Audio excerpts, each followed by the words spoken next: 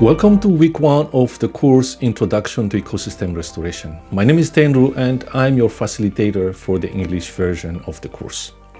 The goal of the lecture is to give you a quick summary of the content of the lessons for each week and point out key takeaways. We hope that you will find the lecture useful. To make the most of this course, we encourage you to review all lessons in detail and look at the examples and references provided.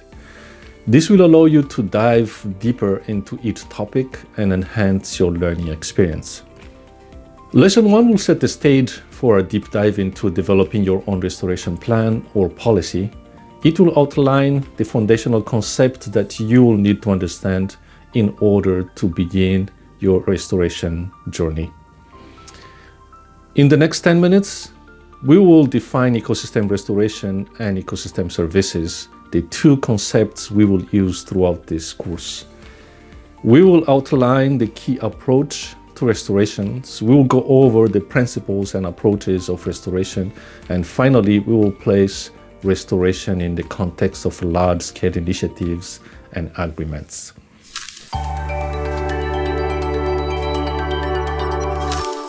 Throughout the course, we'll be using the term ecosystem a lot. Let's start by defining ecosystems and their properties and types.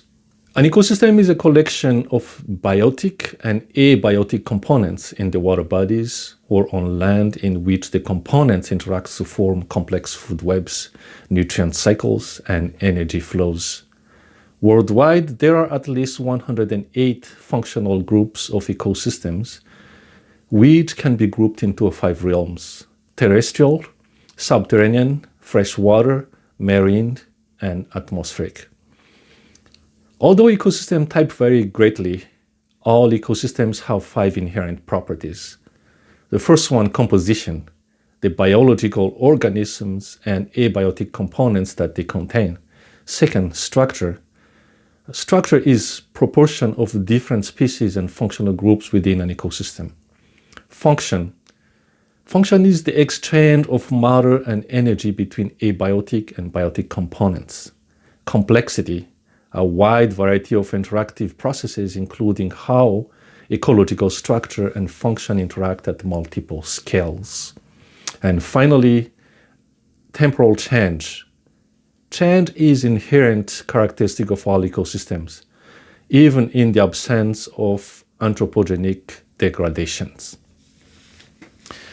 As various ecosystems and their biodiversity are increasingly threatened and degraded globally and locally, greater attention must be given their protection, conservation, and restoration. Although the restoration of ecosystem can be challenging, it also creates an extraordinary opportunity for improving human well-being, food and job security, and for climate adaptation and mitigation. So, what is ecosystem restoration? Ecosystem restoration is a complex process that spans a continuum of actions. For this reason, it does not have a single definition. While several definitions exist, they all converge around the idea of contributing to the conservation and sustainable use of biodiversity, as well as creating social, economic, and environmental benefits. One of the definitions included in this course is the one by United Nations Environment Programme, which defined ecosystem restoration as the process of reversing the degradation of ecosystems, such as landscapes, lakes, and oceans to regain their ecological function. In other words, it is intended to improve and, if possible, to fully restore the productivity and capacity of ecosystems to meet the needs of society.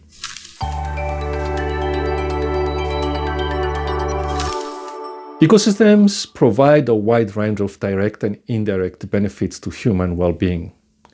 The contribution of ecosystem to human well-being are called ecosystem services. Ecosystem services include a wide variety of benefits such as the purification of water through wetlands, the regulation of climates, pollination, and the provision for food. While there are many ecosystem services classification, let's discuss the four main types of services: provisioning, regulating, supporting, and cultural. Provisioning services are the material benefits people get from the ecosystem, such as supply of food, water, fibers, wood, and fuels. Regulating services are ecosystem processes such as the regulation of air quality and soil fertility, control of floods, or crop pollination. Supporting services are the type of benefits that are necessary for the production of all of the other ecosystem. For example, providing plants and animals with living space, allowing for diversity of species and maintaining genetic diversity. Finally, cultural services. Cultural services are non-material benefits people gain from ecosystem. These include aesthetic enjoyment and engineering inspiration, cultural identity, and spiritual well-being. Ecosystem restoration shouldn't be confused with ecological restoration. Ecosystem restoration includes the broadest range of ecosystem intervention, from reducing societal impacts in productive landscape to fully recovering native ecosystems. In contrast, ecological restoration is a very specific type of restorative intervention that would yield the highest level of repair. It might be helpful to conceptualize the difference between ecosystem and ecological restoration on the restorative continuum. Here, we see that ecosystem restoration encompasses all interventions along with continuum, everything from the left, where you see the reduction of impacts of degradation, to the right, where we have the highest level of recovery, and also known as ecological restoration. In this course, we'll be using the term ecosystem restoration, referring to the broad range of restorative intervention. The restorative continuum is not the only way we can classify restoration responses. The Intergovernmental Science Policy Platform on Biodiversity and Ecosystem Services, or IPBES, points out two main categories of response. The first one is enabling and instrumental responses. The second one, direct biophysical responses. Enabling and instrumental responses are responses that aim to create a favorable environment for landholders or other stakeholders. And this includes legal regulatory instruments, policy, institution, and governance mechanisms. Economics and financial instruments, social and cultural instruments, right-based instruments, and customary norms. And then there is the direct biophysical response, which are those that aim to provide or reduce land degradation. And this includes conservation, mitigating, and restoration activities focusing on ecosystem recovery. Common principles are critical for a shared vision of the ecosystem restoration. The United Nations decades defined 10 principles that provide a framework to explain, define, guide, and measure the intervention and outcomes of ecosystem restoration. Remember to review these 10 principles in lesson 1.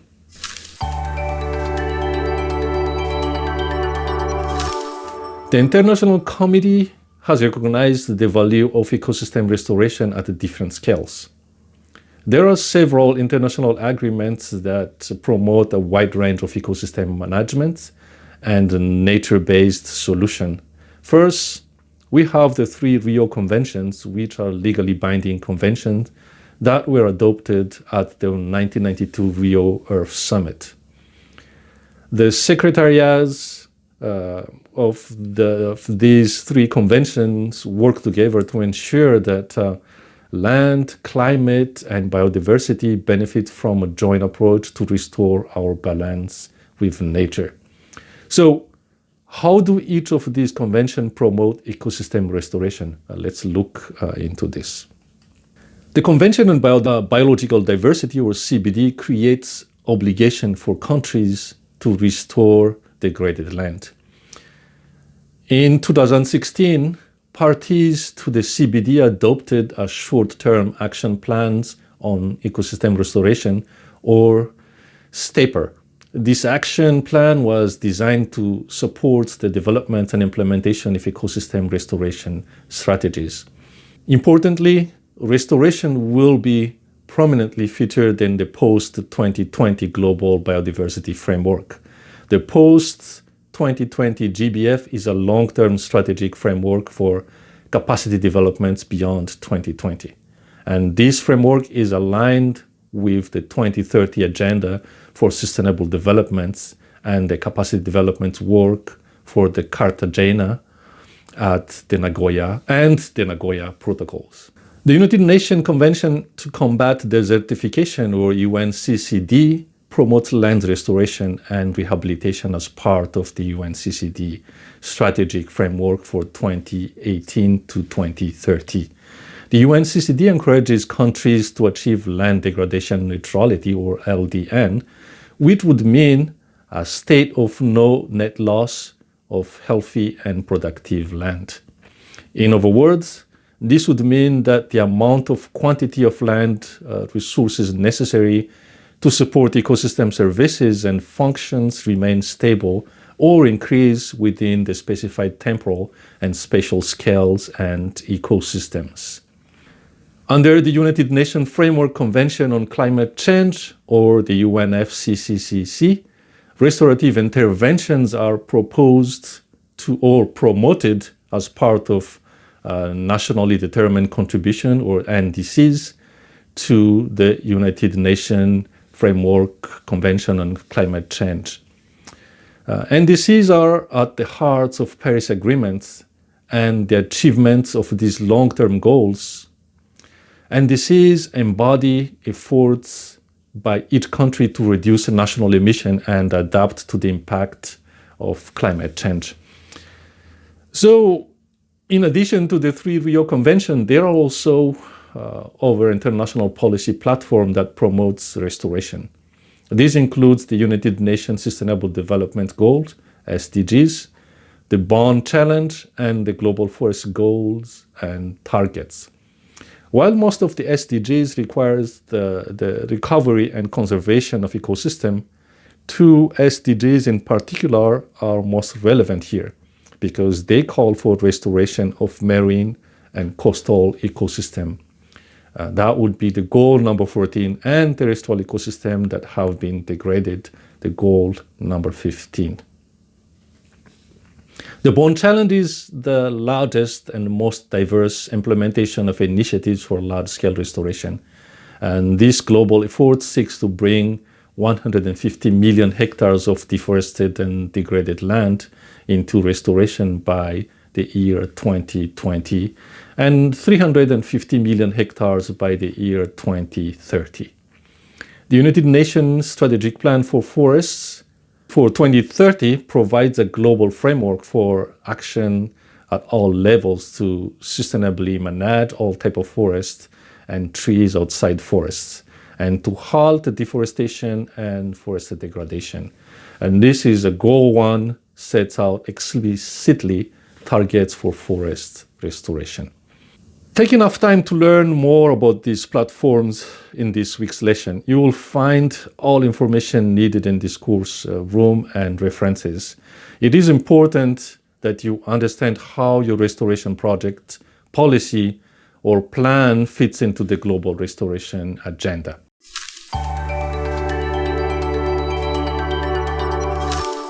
Let's recap. The key takeaway from these lessons are: ecosystem restoration includes a wide range of restorative intervention. It's different from ecological restoration, which is a very specific type of restorative intervention that would yield the highest level of recovery. Ecosystems are the assemblage of biotic and abiotic components in which the components interact to form complex food webs, nutrient cycles, and energy flows. All ecosystems have 5 inherent properties: composition, structure, function, complexity, and temporal change. Restorative intervention can be classified along the restoration continuum. As one move from left to right on the continuum, both ecological health and biodiversity outcome and quality and quantity of ecosystem services increase until the highest level of repair is achieved. Understanding the enabling international policy framework is an important step which can guide the creation of your own restoration policy or program. Now that we've reviewed the basic concepts that would provide the foundation for the development of an ecosystem restoration project, in the next lecture, we will discuss the economic, legal, and institutional realities of your restoration program. So see you in the next lecture.